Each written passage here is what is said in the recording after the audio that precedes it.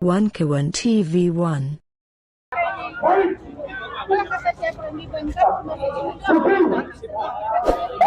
Jangan sampai ada provokasi. Ingat, kedatangan kita pada kesempatan yang terbaik ini merupakan aksi. Bapak-bapak, ibu-ibu sekalian, syukur alhamdulillah. Pada hari ini kita ada di depan gedung DPR ini untuk menunjukkan bahwa kita adalah bagian daripada perubahan itu. Alhamdulillah kita barusan menyelesaikan mendampingi mengamati demo rakyat ya, tanggal 1 Maret di Jakarta, dan bukan di Jakarta saja, di beberapa kota, Medan, ada di Solo, Surabaya, yang nampaknya kesamaannya adalah meneriakkan untuk gulingkan Jokowi atau memajukan Jokowi. Di sini ada tambahannya, mendorong pensuksesan hak angket dan memakzulkan Jokowi. Ini sebenarnya walaupun dihadiri ratusan tokoh, puluhan ribu massa, itu sama sekali tidak terencana dengan panitia yang rapi. Tapi memang kreatifnya orang-orang itu menyantumkan tokoh-tokoh, ada Bang Nainggolan, ada Pak Narko, ada Egy Sujana dan sebagainya. Nampaknya kita melihat ada semacam kegusaran, yaitu tahu-tahu kemarin itu ada pemanggilan Egy Sujana. Apakah berkaitan dengan ini atau ada dendam lama karena dia gigih ingin mengungkap tentang ijazah palsu? Yang penting ini tadi nampaknya itu yang sangat menonjol, ingin memakzulkan Jokowi. Dan tentu ini adalah gerakan awal, maksudnya awal dari pengkerucutan sejak ingin meneriakan hak angket. Nah, di sini bersama kita ada tokoh yang belum kita wawancarai, ada Bang Dr. Syahganda Nainggolan, ada komandan kita nih, Pak Jenderal Narko, komandan lapangan kita, dan ada narasumber yang walaupun beliau wartawan senior, tapi tidak pantas kalau sekarang ini kita jadikan wartawan aja, dia harus menjadi narasumber karena termasuk pemberi informasi atau dengan kata lain provokator di mana-mana sehingga menyebabkan orang menjadi cerdas semua. Saya minta Bang Nainggolan dulu untuk bicara. Ya, terima kasih teman-teman media. Jadi ini ada Om Lim, ada Anti Oligarki, ada Membartup, ada Bang Edi Channel, ada Populi TV, ada Realita TV juga. Di Salwa Media ada 8-9. Terima kasih, luar biasa nih media-media yang media perjuangan, Bang. Perjuangan ya, karena ini juga bisa jutaan orang yang nonton sekaligus ini saya selalu mengikuti. Jadi pertama saya syukur alhamdulillah pada hari ini adalah langkah pertama. Langkah itu tidak akan mungkin besar kalau tidak ada langkah pertama. Jadi saya mengapresiasi panitia yang dalam hal ini yang mengundang saya sebagai narasumber orasi tadi adalah Gerakan Masyarakat Perubahan, dan mereka mendaftarkan resmi di kepolisian Polda Metro Jaya, minta izin resmi, kemudian menampilkan tokoh-tokoh siapa yang akan pidato di dalam mimbar tadi, yang kemudian ketiga tuntutannya jelas, ya, dan masanya juga masa yang jelas. Artinya apa? Artinya ini pengorganisasian yang menurut saya adalah pengorganisasian ciri-ciri modern yang dilakukan negara-negara maju juga seperti ini, negara-negara demokrasi maju. Nah, pada hari ini seluruh rakyat itu sudah melihat bahwa terjalankan itu pengorganisasian rakyat yang anti kecurangan pemilu. Ya, tersampaikan tadi pesan-pesan itu.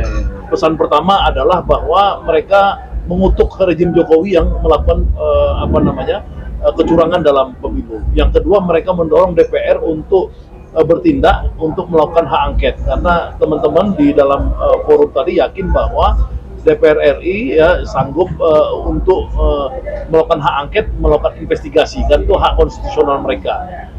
Di mana pada akhirnya DPR itu bisa melakukan hak menyatakan pendapat, ya, seperti zaman pemakjulan Gus Dur, ya, kemudian pemakjulan Sri Mulyani di kasus Senturi dan lain-lain. Jadi itu langkah bagus pada hari ini.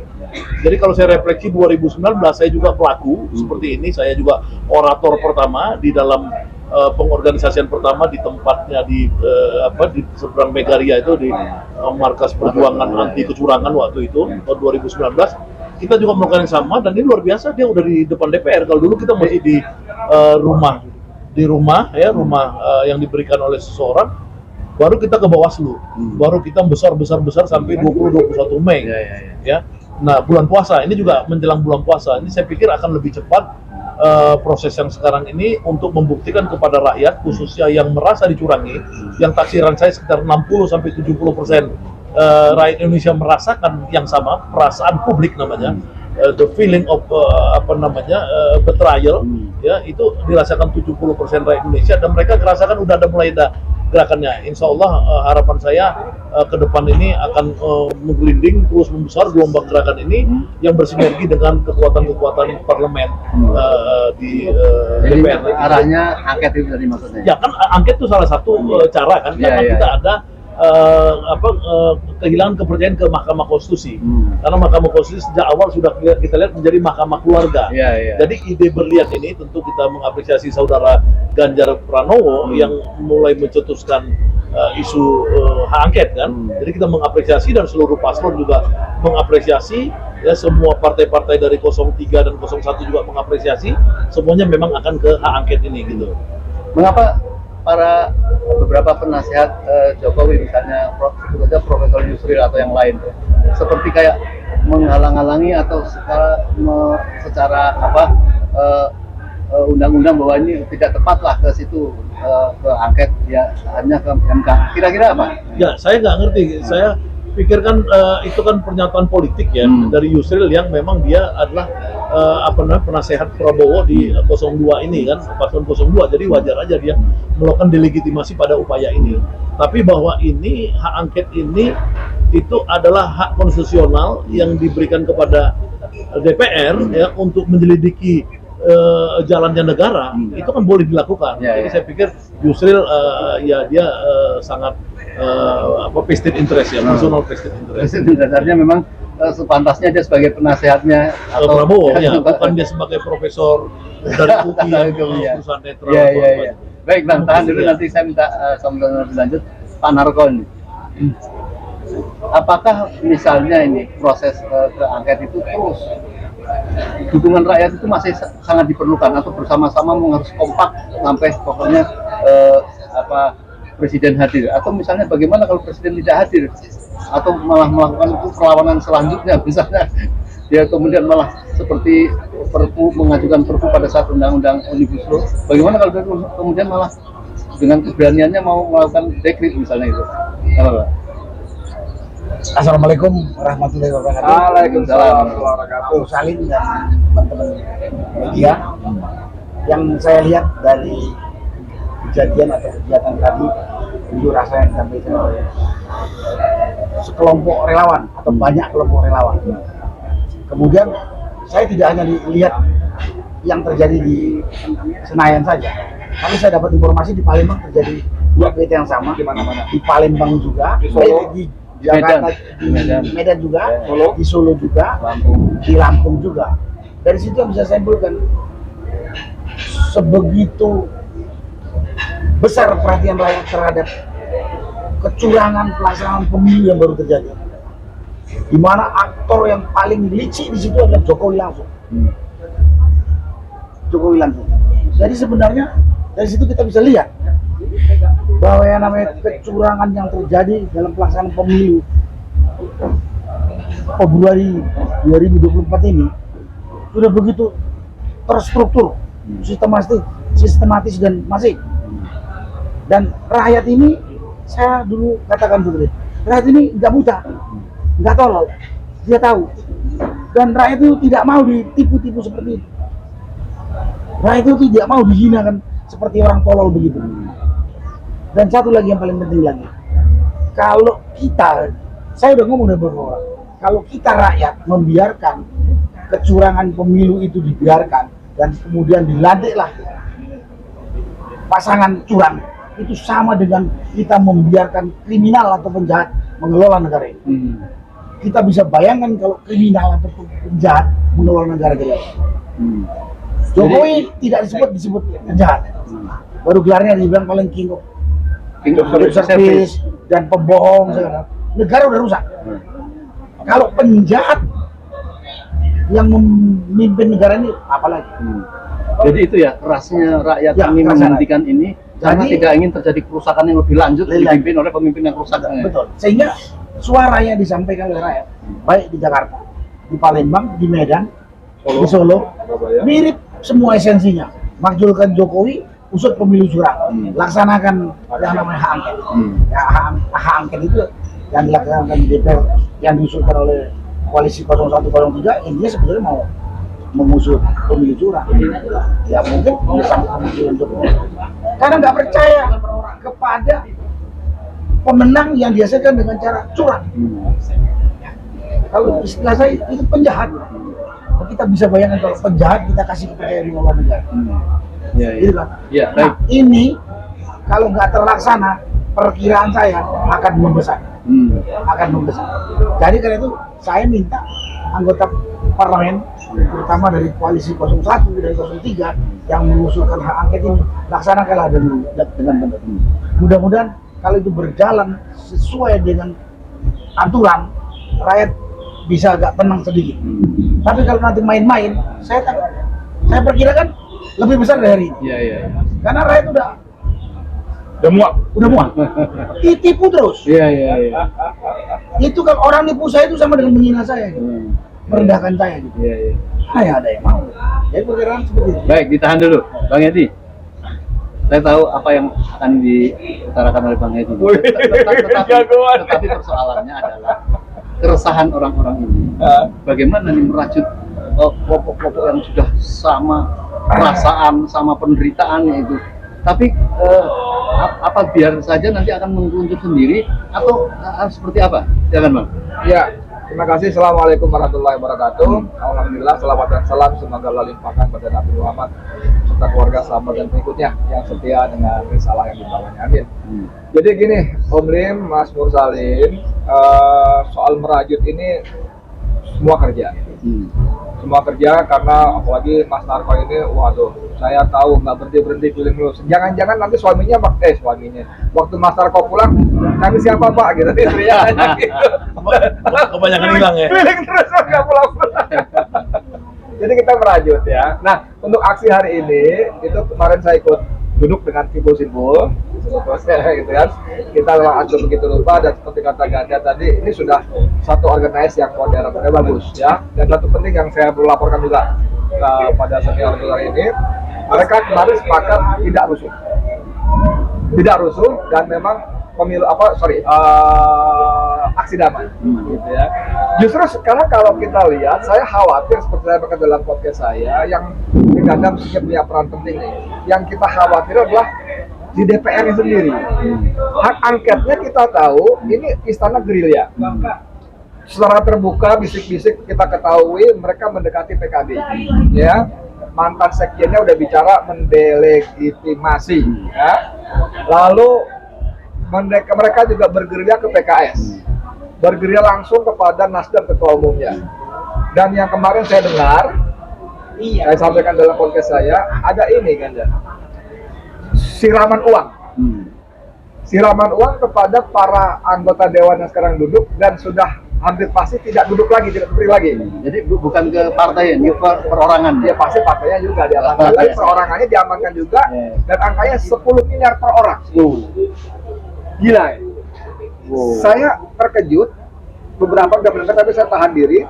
Kemarin saya janjian ketemu teman-teman TNI aktif Mas Narko dari lembaga intelijen, pangkatnya 1 bintang 1, satu lagi kolonel, masih aktif lembaga intelijen. Saya konfirmasi ke mereka, kalian dengar nggak? Kami dengar Bang, tapi kami belum mengkonfirmasi. Mendingan sebelum pensiun dapat 10 miliar. Nah itu maksud saya. Tapi mereka mengaku sudah mendengar, cuma belum terkonfirmasi. Mereka masih cari-cari, gitu kan? Lalu saya tanya, kalau analisa kalian gimana? Masuk akal Bang. Nah, seperti kata beliau bilang, masuk akal sebagai tambahan pensiunan. Pensiun. Nah ini yang mesti diwaspadai. Nggak ngerti arti idealisme apa Sudah ada urusan. Nah, saya juga mau menyampaikan kekhawatiran dari narasumber saya, Ketua Umum Partai Masyumi, Dr. Ahmad Yani. Ya, hari Selasa yang lalu ya kita ngobrol ya, Mas Narko ya. Lalu dia bilang justru yang tidak kalah penting dikhawatirkan waktu sampai pada tahap kesimpulan. Kesimpulannya kita jaga betul, apalagi kalau gosip 10 miliar itu benar, maka walaupun hak angket menggelinding, kesimpulannya bisa dibelokin. Nah ini. Tapi seperti kata beliau tadi, kalau hak angket dihambat atau dibiarkan menggelinding tapi hasilnya seperti keinginan gerombolan belah sana, tugas beliau ini. Tidak. Rakyat nyamuk.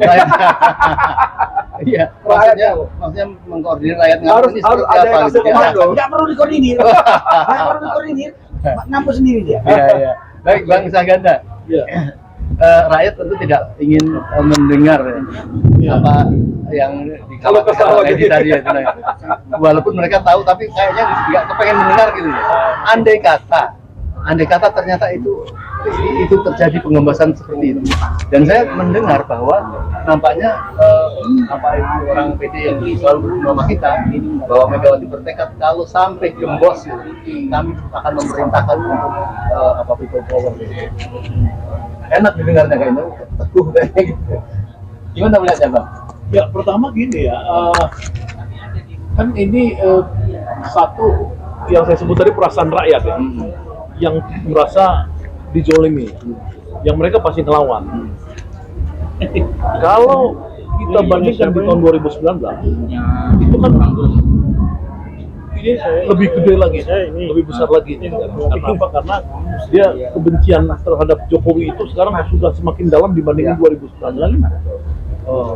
Jadi ada perasaan kemarahan rakyat itu yang sangat luar biasa. Yang kedua, ini ada rakyat, ada pemimpinnya.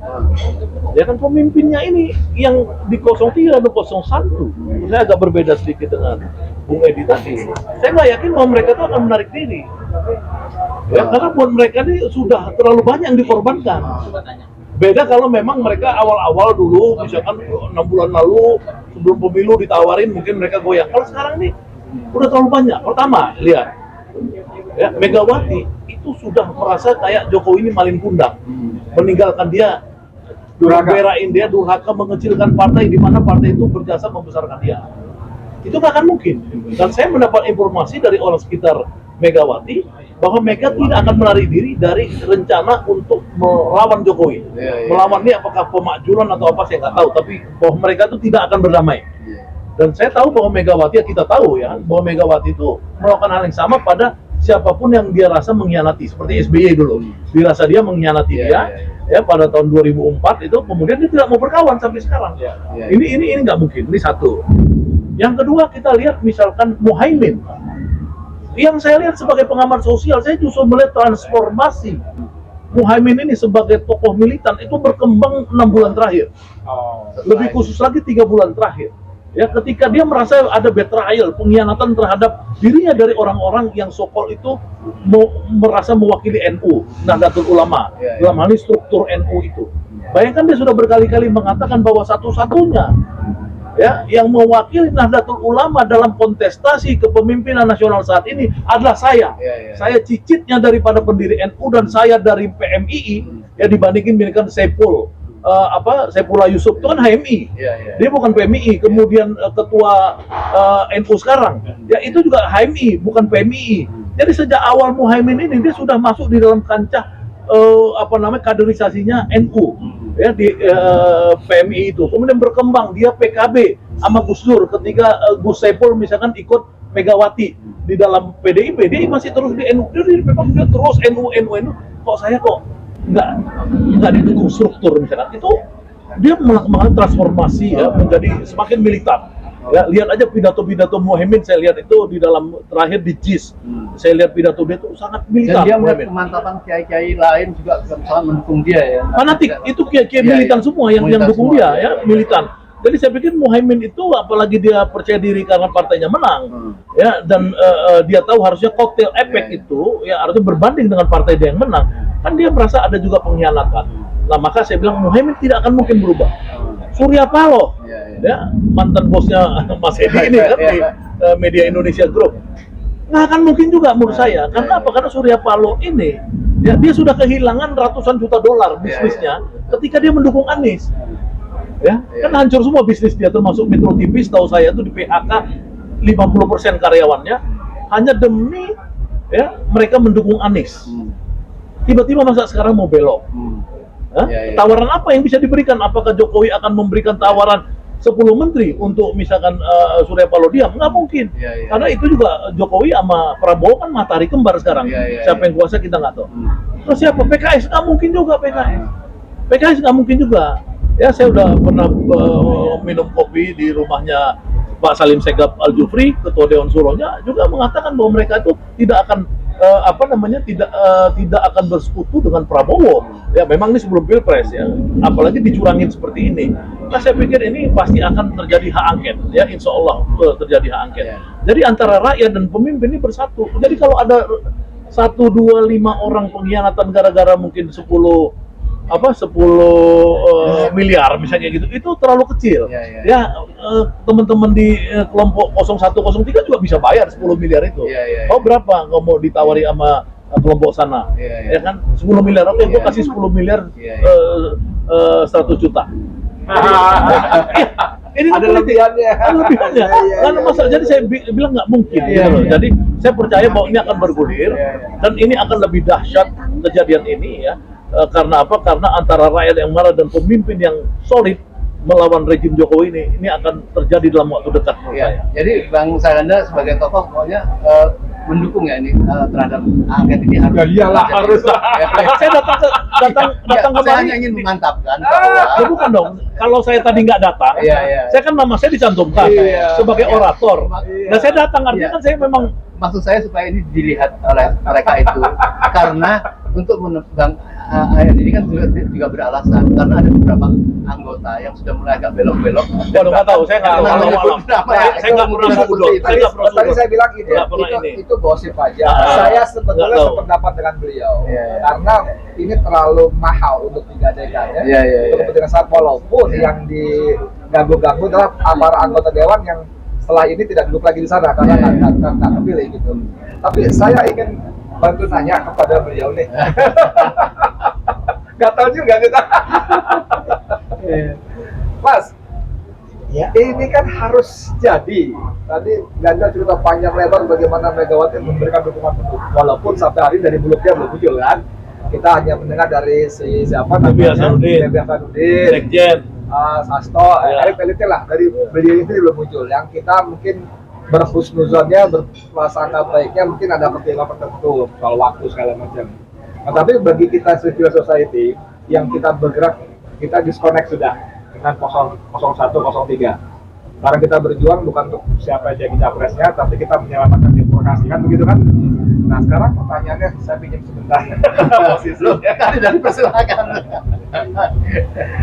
Mas, ini barang, insya Allah jadi, angkatnya jadi, ya insya Allah jadi, dan kekhawatiran saya keliru.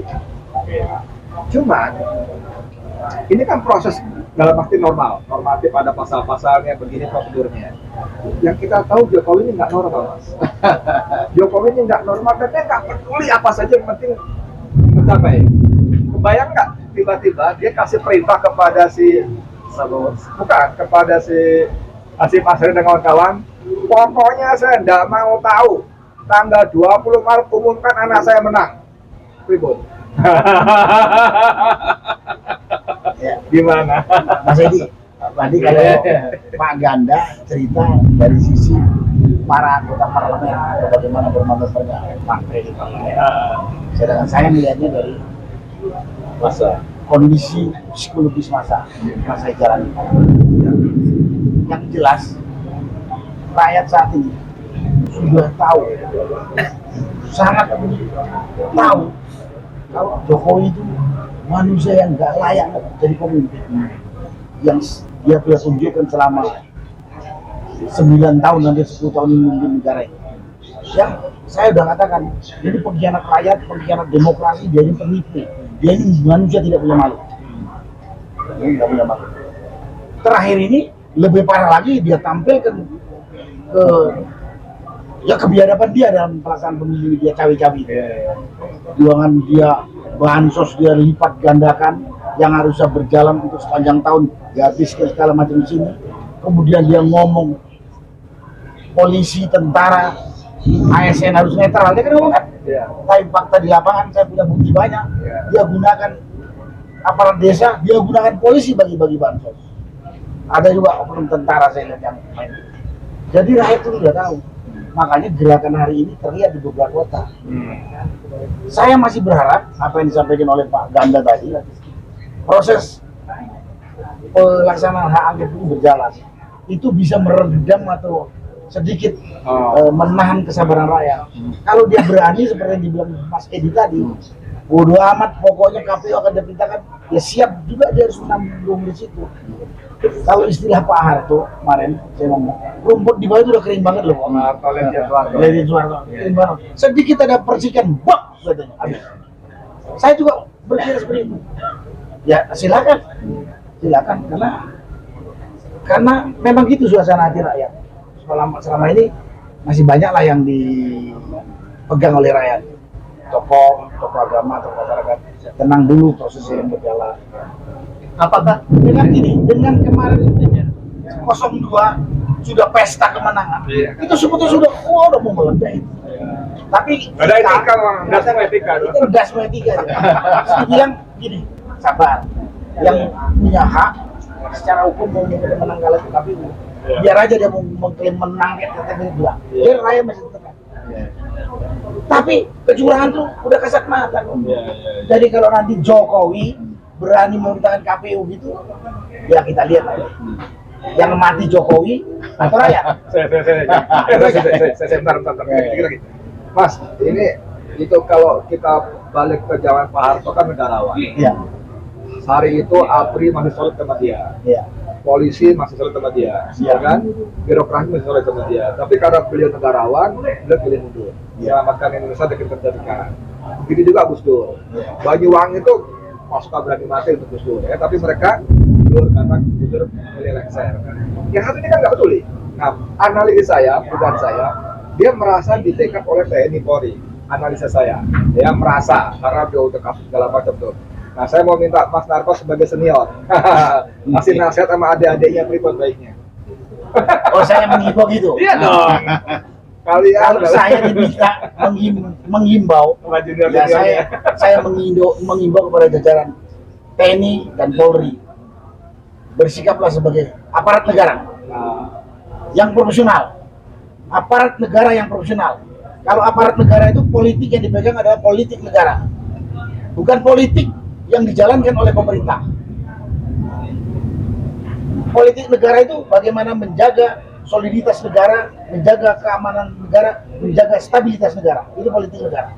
Tapi kalau kemudian politik pemerintah, kepentingan kelompok dia yang dijaga, di backup, jadi TNI dan Polri jadi pengkhianat rakyat. Jangan seperti itu. Nanti akan dicatat sejarah dan punya dampak yang kita nggak tahu kapan terjadi. Kalau sempat tentara saya katakan keluar dari patronnya sebagai aparat negara. sedikit Bang, Saya minta. tadi menyebut tentang akar rumput tadi ya, Ya.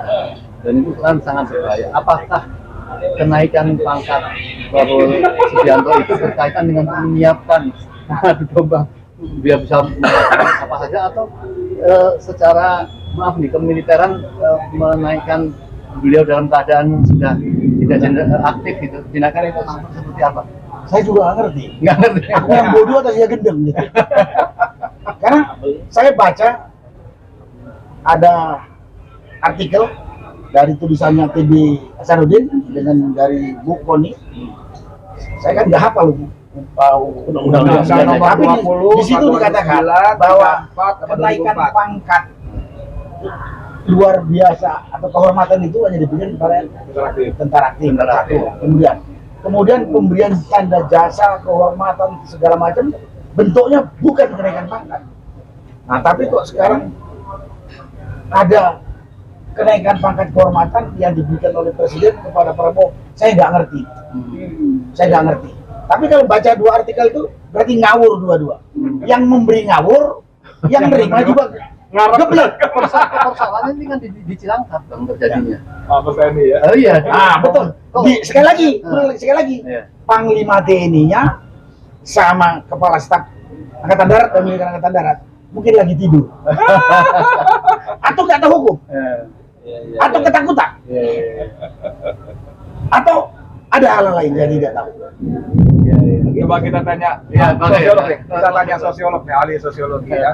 Soal akar rumput yang kering itu, gimana teorinya? Betul nggak sih itu udah seperti itu dan gampang? Ya, secara teoretik kan saya udah jelaskan tadi bahwa dalam teori-teori social movement maupun new social movement itu memang syarat-syaratnya tadi itu kan bahwa ada perasaan bersama rakyat itu kemarahan bersama tadi. Ya kalau misalkan saya kan kebetulan melakukan juga di 2019 hal yang seperti ini. Ya, hanya pemimpinnya waktu itu Prabowo, waktu itu kebetulan saya dukung Prabowo di 2019. Semua dukung Prabowo. Semua ya. Dia kemudian mengkhianati rakyat yang mendukung dia. Ya sehingga tuh jadi prematur. Tapi kalau dia misalkan waktu itu ikut pada gerakan rakyat itu mungkin 2020 udah dia yang presiden, bukan nunggu sampai 2024 atau seterusnya misalkan. Yang kedua, dalam teori ini kan tadi nanya soal teorinya.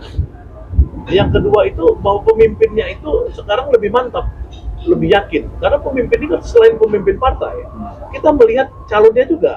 Ya, calonnya itu kalau dulu misalkan Prabowo, kita lihat sosoknya itu goyang. Ini sosok yang ada sekarang dari 4 orang ini yang saya lihat, antara Anies, Ganjar, kemudian Mahfud dan Muhaimin, dari setiap berita yang kita lihat di media, ya, mereka nggak goyang gitu loh.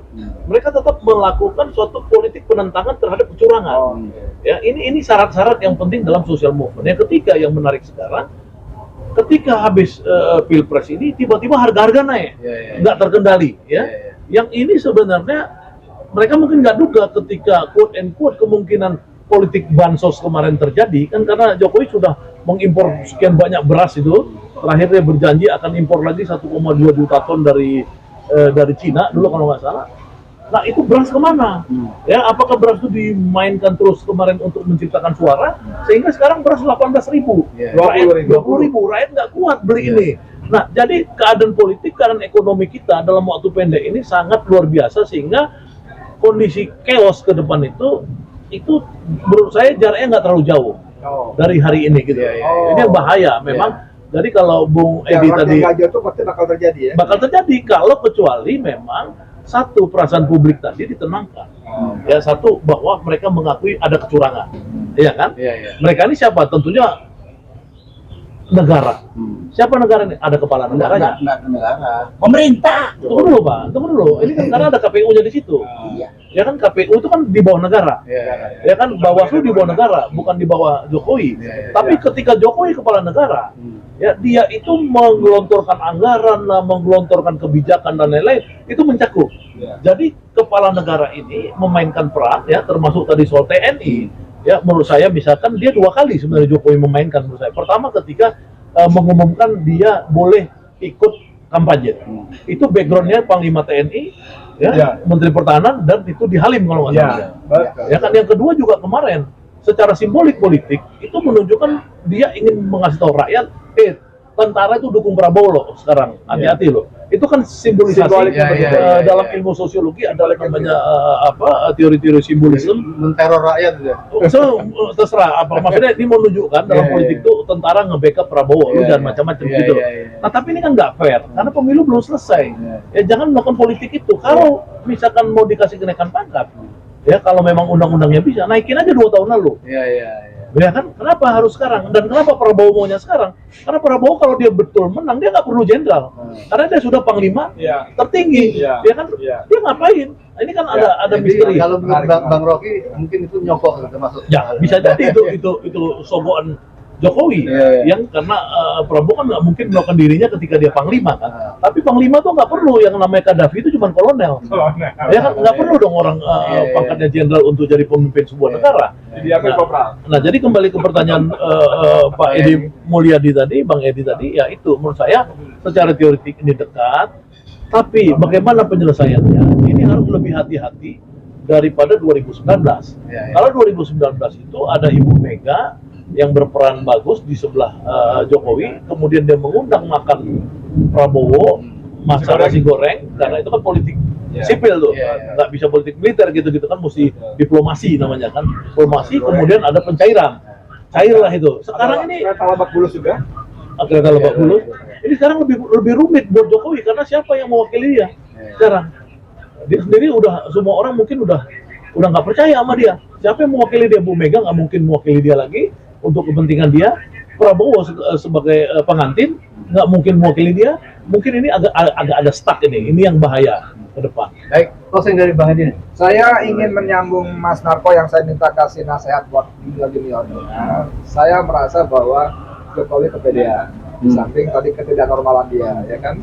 Dia masih merasa di backup pertama TNI Polri. Tapi se-backup TNI Polri, se-backup-backupnya.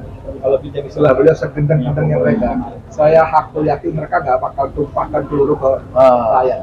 Betul ya Pak? Saya yakin pasti nggak. Ya itu nggak mungkin ada. Walaupun pada waktu nanti, waktu iya. kita misal rame-rame menggrup DPR jutaan gitu, mereka pajang pansor, pajang perijem segala macam itu cuma orang-orang sarah Iya. Kita Atau yang bahkan kalau bisa menghadirkan jutaan itu malah ya, kemudian bisa berbalik gitu ya, berbalik gitu minimal ya. tutup mata lah. Jadi, Iya. jadi saya mau ingetin aja bahwa puncak kesombongan kekuasaan akan seperti beliau bilang tadi akan menjadi semakin mempercepat kejatuhannya. Itu aja saya Ya. bilangnya. Baik, Ya. kita berdoa semoga semangat rakyat Amin. mengontrol ini terus, Amin. jangan sampai berhenti sampai Amin. terjadinya gerakan Jadi saya mau bilang lagi Amin, sama ya Rabbal rakyat, Alamin. karena TNI Polri segeblek-gebleknya, nggak saya mereka nggak geblek ya, Iya. nggak bakal nembakin rakyat. Kalian, kita, rakyat, jangan takut. Iya, iya. Dia akan disumpahin oleh anak dia dan keluarganya. Ya, saya berdoa rakyat harus meyakini bahwa apa yang dilakukan ini merupakan suatu langkah jihad kalau dalam misalnya. Artinya dia mengorbankan dengan harta dan jiwa dan pahala yang besar dibanding orang-orang yang dia berdoa hanya tidur di rumah ya. Tentu memang yang sulit inilah yang diperlukan untuk menjaga sampai keberhasilan menyelamatkan negeri kita. Begitu ya Bang ya. Baik. Amin.